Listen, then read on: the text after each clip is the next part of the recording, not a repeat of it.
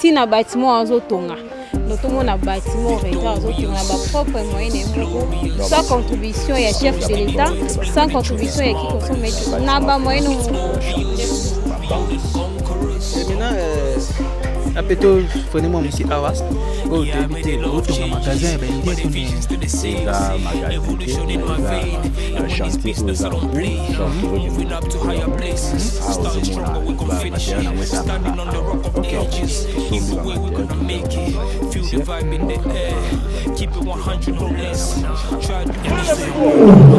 non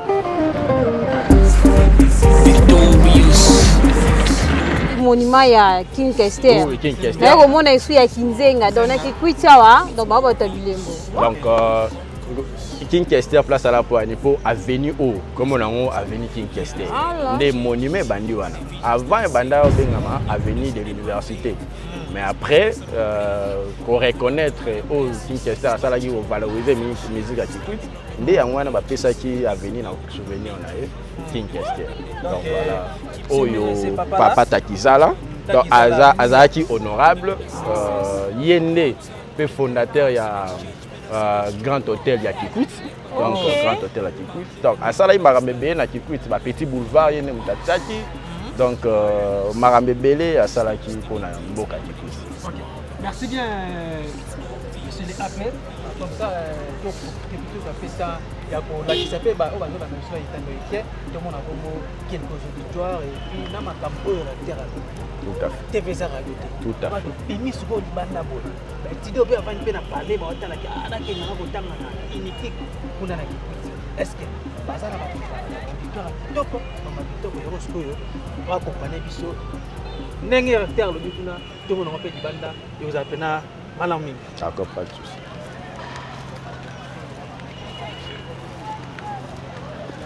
Alors déjà à essayer bino que à Bongi Saki ba place betida fo ba vanda donc déjà ba oyo bomona oyo yene mutasali yango pour que donc ils allaient quitter justement ba moko mike donc yende asali yango boye à niveau moko ya bien et puis ça sur na projet musu fo ba bongisa yango de manière que ata moi conférence à étudiants ba tenir yango na ba place ça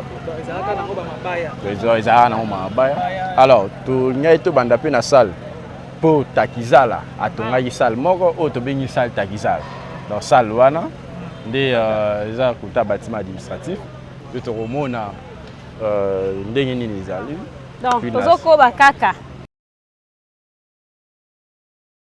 là toko baraka na koyeba université unique bon institut a pas ko expliquer biso koto to komi aiza nini papa tu peux tout ça pour ça moto yeba alors nzela o neto okele mil biso na bâtiment nini donc awa nde bozomona bâtiment oyo wa mulai oza bâtiment administratif c'est-à-dire que ba bureau et vandi minimum awa donc ba bureau ba secrétaire généraux ils ont la ngambo et ils ont ba bureau ba service mususu on dirait service ya finance on dirait service ya budget contrôle contrôle la race moi la foutite donc on dirait caisse donc nous se vendu kuna et puis non bilan ba futa na banque directement si ba na futa na banque mais qu'on a facilité pe ba misusu au azana retard par exemple examen lié banda pour akene na banque à partir à wa futi mais faut azwa code QR na service numérique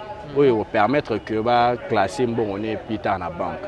Donc il est quand même bon donc premier niveau ils a donc rez-de-chaussée à tout ça na faculté à droit na bureau du personnel na bureau à la police et puis na bâtiment donc auditoire ça qui tellement moulaï mais ba cloisonna kiango donc auditoire il y a to pesa to bâtissa la combo ya honorable Takizala donc likolo pe kuna eza moi ba auditoire mususu au conteneur betida moins par rapport à l'auditoire mususu donc to ça la tour vraiment bon on a de l'autre côté na gauche donc na gauche kuna bon on eza bâtiment neketi kuna eza rectorat bureau recteur mais salle informatique cyber place ba imprimant ba carte à l'étudiant donc place betida ba pe pour ba sala ba pratique na bango informatique eza wana na gauche kuna eza salle salle il y a cours, donc auditoire, où il contiendra moins d'étudiants aussi. Et puis, sur lundi, nous avons une salle visioconférence, où le recteur a expliqué, ça la visioconférence, et l'écolo, nous avons un bureau. Donc voilà, à résumer, bâtiment au bâtiment administratif. Ok. En tout cas, balandi bazo na biso na minute ya chaîne Makasi sur podcast. Continue toujours à s'abonner, à commenter, à liker, à aimer aussi. Parce que la malamu mingi bomoni biso toza bongo bana bitina na bino ndenge botina ki biso ndenge bitu sala ndenge bonimaka ndenge tu sala. Voilà, toza bongo awa toujours na iniki université de Kikwiti, de biso na Kinshasa kuna kaka iniki na université de Kinshasa. Alors ça vraiment nene mingi kati ya masolo oyo tozalaki kosola bongo na recteur université oyo. Alors kasi na yepe kaka tozo bongo assistant personnel, il s'appelle Monsieur Billy Fashion. Alors kolonga kutu awa fona keneka kini la phase on appelle kini ala pena play. Alors yene mutazi bongo les canispa pour tamusa biso pour la biso pe ba quelque auditoire ba centre les awa et puis ba faculté mususu les apena malama. Monsieur Billy awa ce que tu commis. Alors Andé n'a expliqué à Bino des tous entré wana donc awa ils a entré. Ils ont même habillé voilà au côté porte Moussoussou. Donc voilà bâtiment administratif. Donc entrer aux hommes habillés sur le bâtiment administratif. Kuna côté na tout le monde connaît un bureau à certaines facultés. Bureau à faculté de médecine à l'écolo et bureau de l'autre côté côté rectorat kuna. Alors na gauche voilà bon les a laboratoire où il y a microbiologie au professeur recteur a expliqué à Bino. Donc, et de l'autre côté, on a toujours la toilette, il y a des étudiants. Et bon, voilà, des beaux moments, on va faire ailleurs, on va faire la banque, les sous qu'on a équipé. Tout à fait. On va équiper la salle, les sous, on va banque, on va faire tout, place, les kits, l'écriture vraiment. Les boucana, on va faire la banque pour équiper.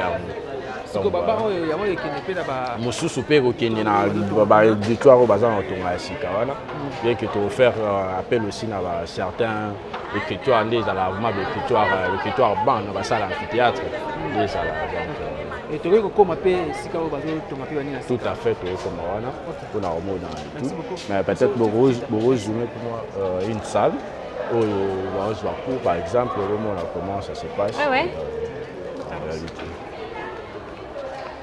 Alors comme par exemple, on avait dit qu'il y avait une salle de conférence. Par exemple, là c'est une conférence où on est en train de former les étudiants sur... oui. Yabiso yangoyo oyo eza biso na biso suka ya makambo eleke bandeli mesiko oyo ndetango na biso lelo eza lelo don't have to wait till tomorrow poto kende liboso tia kondima likolo na nyoso po mosika to wuti nini te to moni na nyoso to sali mekondi mekoli forever grateful I'm counting my blessing ba when you begin cause eleki mingi likolo na seko lekaba ute bandeli sito benga mabalongi always give thanks for the life I'm living the coming is like I'm watching a movie soki nakanisi bolamu na yo elekelaka ngai osali ya kokamo oduwa give in exchange koma koyebisa ngai liwa ya sondima pepe onga nazwa bomo ya seko elekelaka ngai give to Caesar what belong to Caesar yebiso lokumu topesa na nkolo obimisanga na molili opesa lilobo epelisa mwinda okomisa nzoto etonga makambo na koma komona kokamwa ebandeli pe suka nyonso tosengaka esi osala bokitano ya bala ya wow tauti na salle ya conférence kadebdo moto mwana bilili to meki un peu ko assister na kati ya salle ya conférence ko tozo ke na laboratoire babi TV za radio te to ko mona laboratoire nini se passa na kati ya laboratoire so to ko tala ba toilette to babi et université ni kiki eza ba condition mo to mara do futo mona on a bilili o recteur alobi futo mona voilà c'est parti. Mais c'est AP maintenant place où que mon labo ana ils a labo ya nini ils a labo ya microbiologie et ils a un processus ya kozala équipé parce que il y a des matériel commis sous ils a qui dirigé vers clinique universitaire comme le prof t'a dit et puis monsieur César donc c'est à partir d'ici que les étudiants du fond de la médecine aussi, il y a partie de la chimie. Font certaines pratiques élémentaires, de telle sorte que va comprendre élément tel, les arats, théories, mais pratiques, on va la microscope, comment. Donc c'est comme ça que l'université dans la labo. Et puis là-bas on peut plus tard et vous allez délocaliser parce que normalement il faut se retrouver côté mon qu'on a. Ok, merci à chers téléspectateurs et Toko Tasko na Kati to faire visiter bino balade na biso Kati à labo beauté nango ba pareil ba matériel oza kuna so eza ndenge. Merci.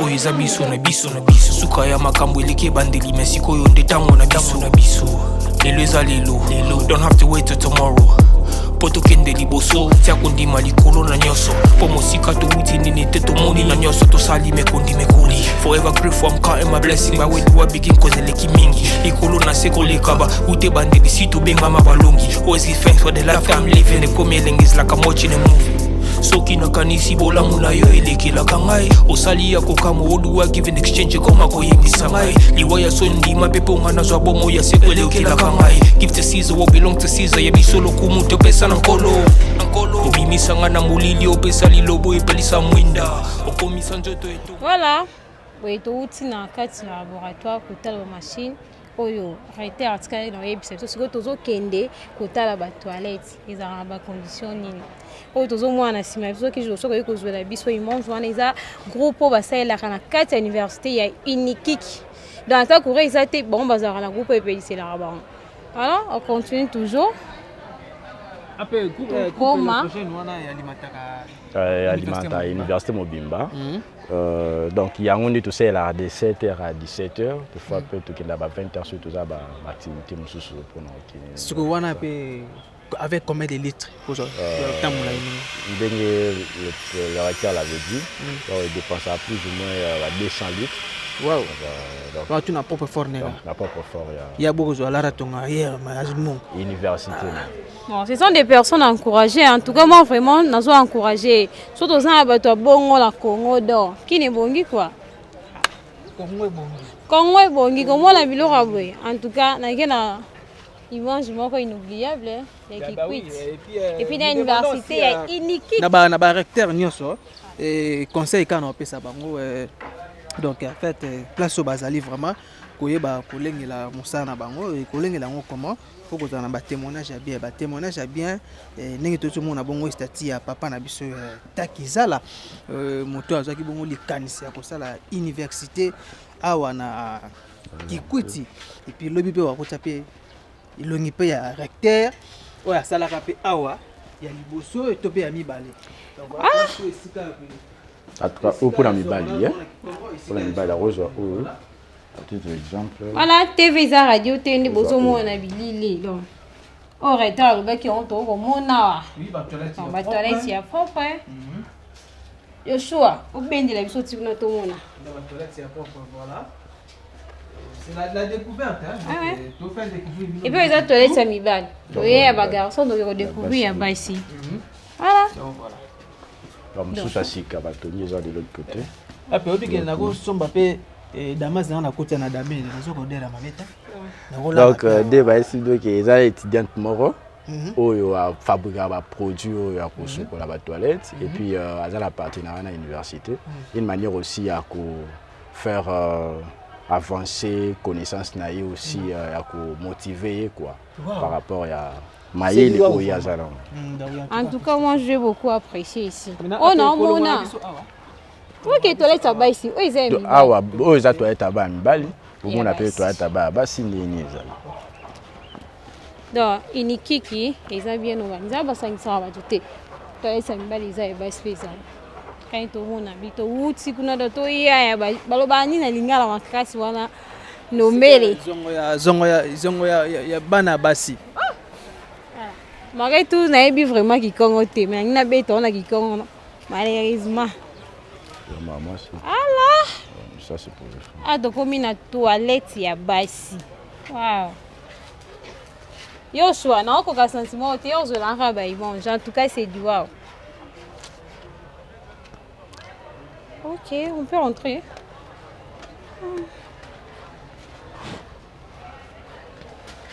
Hey, Ndombele, viens voir.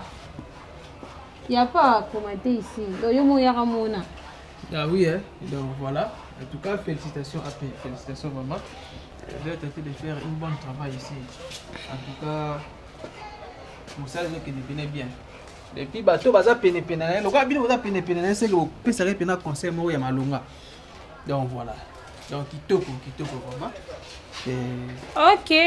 Ah, tu as dit la bongo. Ba wese au retard le bain na biso suko toko tozoko batina bâtiment azotonga. Lotomo na bâtiment au retard azotonga ba propre moyen et moko sans contribution ya chef de l'État, sans contribution ya qui consomme na ba moyen moko. Chantier, ba banc. Et maintenant apeto frenemo mki awa. Oh, tu habité botonga magasin ba india tonde nini. Ils ont magasin mais ils ont chantier où ils sont en cours, donc toujours qu'ils nous découvrent aux hommes matériel en Samara donc tout sombi matériel tout faire venir les techniciens pour travailler à niveau université donc de moments on a besoin ça la fenêtre ça la porte maintenant ça la fait banc de l'autre côté. Les techniciens là, en fait, les techniciens, vu que l'université a une technique TO pour la bloc donc ils ont bateau à Liban, des bateaux pour ça, matériel universitaire au Somba et puis tout ça. Donc prise en charge par l'université en tout cas, donc on est vraiment 100% vraiment satisfait. D'accord. Et maintenant, toujours comment est-ce que c'est quoi puis voilà,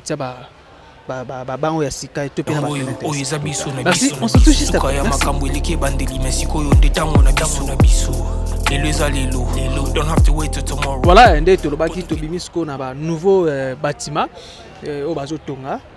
Après, tout le monde est déjà. Ils appellent à Kala. Alors, ils ont une grande salle et ils ont honorable musique. Ah, ok.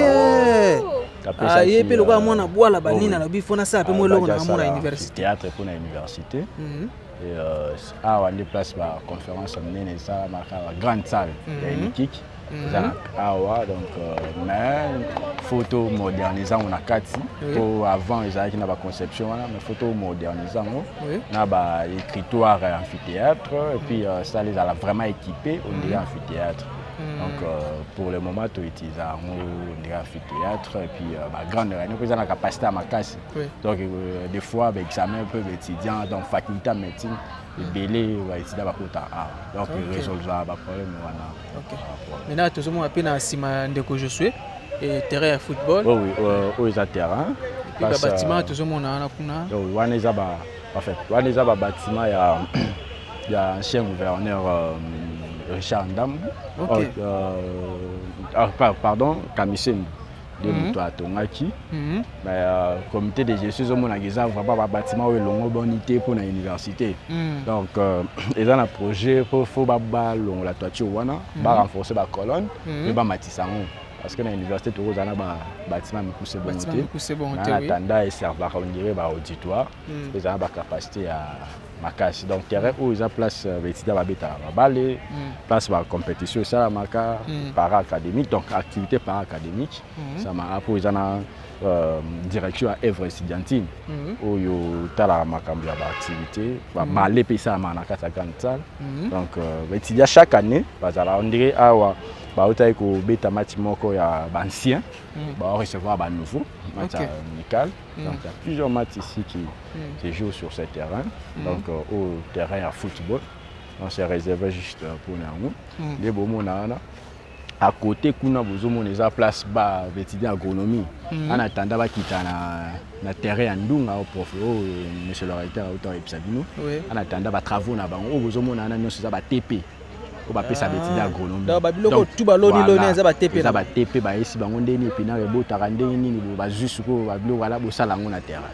Donc on a une partie à TP na bango musuku to ba défendre la mémoire donc bazana ba certains travaux du bosso wana donc ce que coli peut aller ce que coli et donc ils ont un titre expérimental donc ils ont vraiment une capacité à ébeler donc bango de ba disposer ba mettre à disposition la faculté pour ça ba peut ça peut ba professeur bazana na nini na na guest ya professeur ba kopesa un peu na cuisine pour que talaka les produits agricoles au bango basali. OK. Voilà. Ouais, monsieur AP, est-ce que na inikik awa ils appellent na kwa moko boiza ba to benga ke ba kwa mo sispe mutako ko banga ko koma wana. En tout cas, quand on est atteindre donc pour un peu ils a éclairé. Ils ont éclairé, ils ont ba lampadaire, ils ont un peu partout. Et puis il y a des policiers qui mettent un peu la sécurité, policiers universitaires qui s'en chargent de la sécurité parce que c'est clôturé. Et puis, donc il n'y a pas vraiment un endroit parce que depuis tout ça, tout ce cas pour Zouana, quand on a été agressé, nous avons une équipe qui n'a pas tout. Donc ils ont raté. Donc ils ont vraiment ouvert de telle sorte que ce Moutaza kuna bomu na et puis mouvement na six qu'ils ont raté. OK, merci. Yangoyo oyo eza biso na biso na biso suka ya makambo eleki bandeli mesiko yo ndetango na biso lelo eza lelo don't have to wait till tomorrow poto kende liboso tia kondima likolo na nyoso po mosika to uti voilà toujours continuer kaka to na iPod ko l'accès biso bâtiment ya muzito atonga na kati ya inikindo loko aza mwana kikwiti akoleka bon c'est dans ma bene fo elembo etikanda tonga bâtiment so to ke na guest donc côté to lia kadi wata dernièrement to ko lia wana ti voilà to ke ko mona sika ba ya mela ki biso siko ba ya mbaka professeur nyon surtout ba ko lia na guest wana on continue toujours. OK. Excusez ma concert. Ouais, merci bien AP avant d'aller là-bas. Maintenant ben fort nini oyo bosalaka pour que ku servir batu ndengona tongo midi pourquoi nous c'est dans la politique il y a le professeur Alphonse Kapumba recteur à l'université pour remettre ba professeur visitaire dans de bonnes conditions et puis pour cela à canaliser ba moyens financiers de telle sorte que ba professeur bazangi le côté va s'inquiéter pendant la période où bazoya pour na rodangisa donc il y a ba moyens financiers à l'université où il y a zo gérer yangwana atia gestionnaire ya guest où ça la rapport à tout moment pour y aller ngate proviseur zang la proviseur aux zang donc même ba professeur va s'inquiéter pendant la séjour na bango yangwana bo mona ba effort nyonso wana déjeuner dîner et puis repas normal. Et maintenant les professeurs qui viennent ailleurs, il y a professeur Kulu Awa bayaka na fort na bango moko sur invitation ya recteur. C'est sur invitation à recteur enseignant nyonso tant azoya déjà basomeli billet na voyage na basomeli billet à voyage azoya na kikwiti et puis avazonga pe billet à voyage donc aza logé na compte ya Inikik aliaka na compte ya Inikik après qu'on est dans bonne condition pe Inikik foutie misolo nyonso oyo esengeli ya futama par rapport à grade pe ba RO a presté na sima Inikik azui le sous atie na bus azomiché na bonne condition. OK. Merci bien tokoma na guest siko wapi kuna pe à part sikara ya kolia mais tout monde pe zape na sikara kola la place wana. Tout à fait ba professeur visiteur na biso bazala loger awa soki baza ebele et tozwaka ba hôtel partenaire oyo na kati ya ville mais mingi awa totiaka ba professeur on dirait au monde ba faculté ya médecine ntango yaka basalaka ba jury ba jury pour faire esi bino ke tobimisa ba médecin ba grand jury ntango yaka toyamba pompe awa de telle sorte que nyonso eleka malamu donc voilà donc oyo ezalaki ancien restaurant c'est un restaurant. Et puis, prof, il recteur a essayé bino. Ils ont un bourg privé azali sous mbongo te. Yango ezali bloqué. Mais awa bazolinga ba relancer à nouveau pour ils a vraiment la condition qu'il faut. Voilà.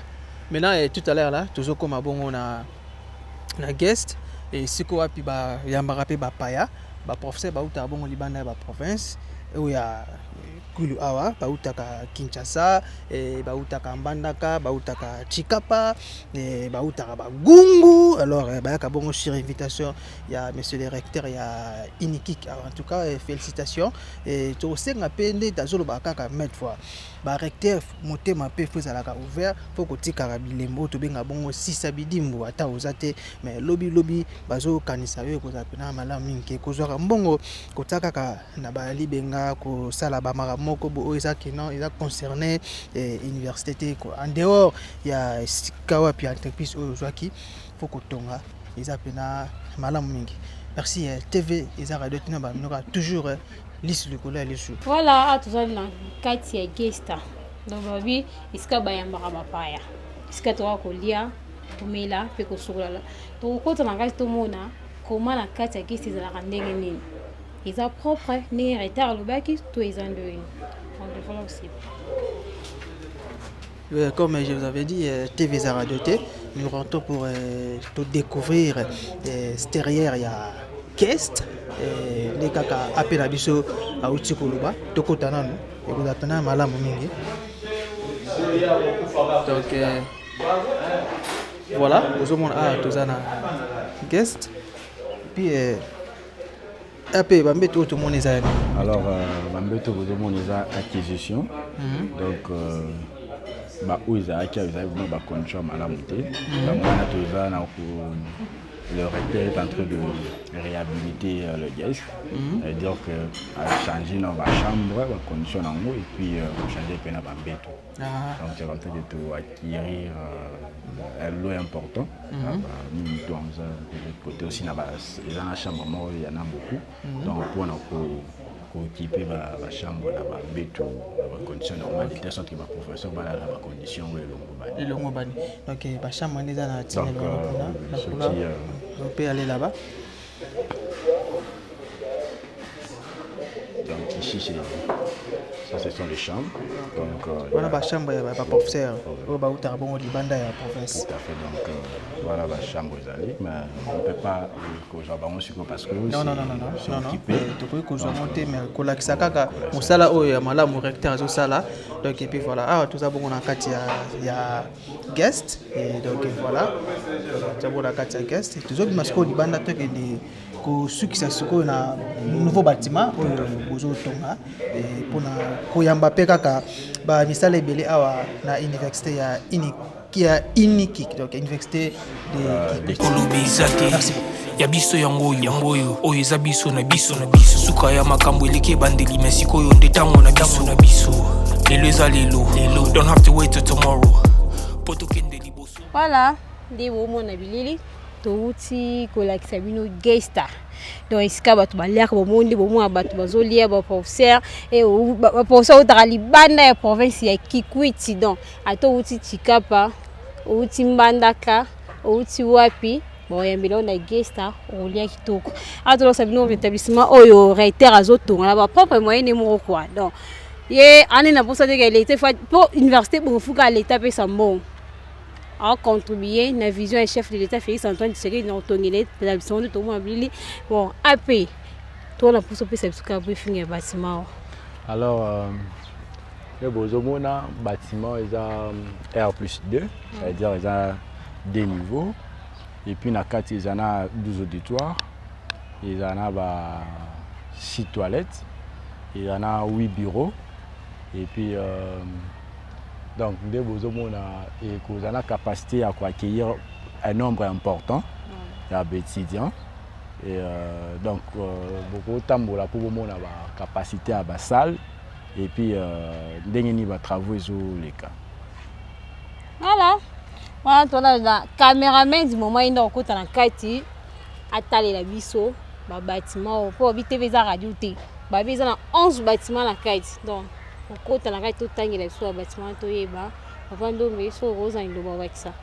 oui, en tout cas, AP assistant personnel, d'abord, M. Billy, félicitations à vous. Et n'a pas fort au Bosala. Topé n'a pas conseil, vous avez ça bon mon konzi. Il y a quoi ça la pena ba bilo kaboye. Moni c'est pas donné à tout le monde. Il y a des bakonzi oyo ba tia bango na ba entreprise et puis ba boma. Oh lelo IGF comme même population comme IGF. IGF a caractère inspecteur na biso wana mais IGF comme la même population ba comme telle mama kasi kolia pena mosolo à l'état mais ko tala ba biloko ya boye ko tika ba griffe ko tika ba œuvre na ba université en tout cas Zapena et Lokomoko Yakolanda. Pour moi, je vous félicite Pena parce que Zapena Pena Mokondi, aux autres Talisae Pena. Parce que jeunesse c'est à venir ya lobby étudiant tout le monde a le comme maman ministre le comme président de la République le comme gouverneur et pourquoi pas aussi député to autorité menene ya mboka en tout cas bâtiment tout le monde a lobby ils en combien d'auditoires ils en a 12 auditoires 12 auditoires oui et 6 toilettes na 8 bureaux ils a trop focalisé aussi beaucoup plus à la faculté de médecine. Ouais. Ils ont étudié Belé, donc ils ont beaucoup plus priorisé la médecine. Le recteur vous a dit que la faculté est dans terrain, donc ils ont voie vraiment pour balancer déjà les travaux. Toi qui t'as dit dans terrain, oui, donc si j'ai levé, tu commandes tout l'accès parce que TV Radio T et le quoi tu es qui n'a pas mingi peut couper la paix c'était mingi sur université à Kikuti alors photo l'accès bino pe na babilo ko na tout kaka ndenge ezaka na bokasi ya chaîne mino bolinga makasi ya biso podcast nazo tika concernant la calamité parce que kaka ndenge jekendaka et en tout cas un grand merci na ba internet na biso nyonso et ba o bazaki bongo libaku ya kolanda bongo découverte ya Inikik donc université de Kikuti et bomoni to soli bongo na recteur et bomoni bongo auditoire et bomoni pe bongo terrain ya football et ba bloc belé pina nouveau bâtiment oyo et bazo tonga bongo pour auditoire ko ça bongo ba bloc belé na kati wana ko zapena malamu mingi et quant à moi na PCP na bambote belé na les trio d'enfer un grand merci à vous et c'est que à mon vieux Charlie Wayimo 001 il y a maman Coco Machatima depuis Canada et puis famille Ndombele Mobimba et c'est que les amis de Watakin 24 depuis Kinshasa et je vous aime beaucoup et bah commentaire là surtout et bana Kikuti au bazana Londres bana Kikuti au bazana Paris bana Kikuti au bazana Bella bana Kikuti au bazana Amsterdam bana Kikuti au bazana Istanbul bana Lubumbashi kala mingi teto qui t'appelle Lubumbashi wana bana Goma Tokoya donc partout dans Congo Mobimba tous les quatre coins ya Congo équipe nationale ya podcast qui tawana pour tout ça ka ba découverte kitoko ndenge zalaka en tout cas et ça le pena bien et bon conseil toujours ko s'abonner ko partager ko liker opération bongisa province na yo siko opération bongisa province na yo to kitina Kwilu awa to dit que naza natif ya Kwilu naza mona Kikuti en tout cas bongisa et vous appena malamingi Eloise Moulele na tiki na merci. Voilà, donc on a souka il y a découverte na biso pour de ko ça découverte ya université Inikik toyeba Inikik za kombe to siko to sina ko ba pa ba no yeba la ngate siko na yebi Inikik za auditoire boy Inikik za ba faculté boy na pesi merci na mon boss que j'aime beaucoup Roni Malundama babi voter plus l'argent $100 c'est quoi acheter ça depuis Londres na pesi mbote na mama Laura Chou motema ya papa Roni Malundama maman ba gros bisous esikoza kuna Yannick Malundama King je vous salue pourquoi pas na pesa merci na ministre ya enseignement supérieur université maman Safi Sombo je te salue honorable voilà vous ne payez beaucoup de respect honorable Jacques Combo je te salue aussi na pesi merci baboyi na biso nyoto pesa biso confiance ya Rolanda chaîne na biso ya biso podcast bon conseiller toujours na biso confiance vous serez pas déçus na pesi merci na Prudence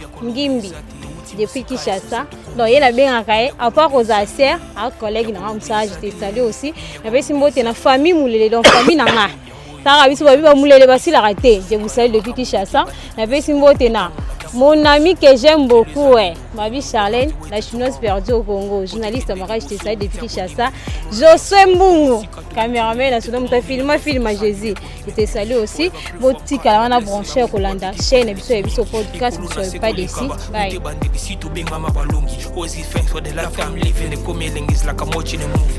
Soki nakanisi bolamu na yo elekilaka ngai osali ya kokama oduwa give in exchange koma koyebisa ngai liwaya sondi mapepo nga nazwa bomo ya seko elekilaka ngai give to Caesar what belong to Caesar ya bisolo kumu topesa na nkolo obimisa nga na mulili opesa